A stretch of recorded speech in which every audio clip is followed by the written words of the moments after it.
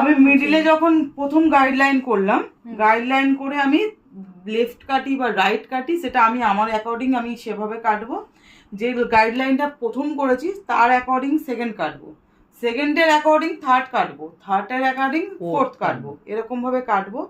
আমি যখনই লেফটে থাকবো, আমার প্রথম যেটা ফল, ও যেটা বলছে ও হেয়ার ফলগুলোর কথা বলছে, হেয়ার ফলটা আমি যখন গাইডলাইন অ্যাকর্ডিং করছি, হেয়ার ফলটা কিন্তু আমার ছোট, যেটাও বলছে সেটা আমার রাইট সাইড করলে ভিতরে আঙুলের ভিতরে থাকবে, যেটা গাইডলাইন, ওই আঙুলের ভিতরের অ্যাকর্ডিং আমাকে হেয়ারটা কাটতে হবে। যেমন এইটা আমি কাটছি, আমার গাইডলাইন এখানে, আমি উপর থেকে কাটছি, বড় মানে ভার্জিন হেয়ার কাটতে কাটতে গাইডলাইনের সঙ্গে মেলাচ্ছি। আর যে আমি লেফটে থাকলে গাইডলাইন আমার ফার্স্টে থাকবে, গাইডলাইন অ্যাকর্ডিং আমি কাটতে কাটতে মেলাবো।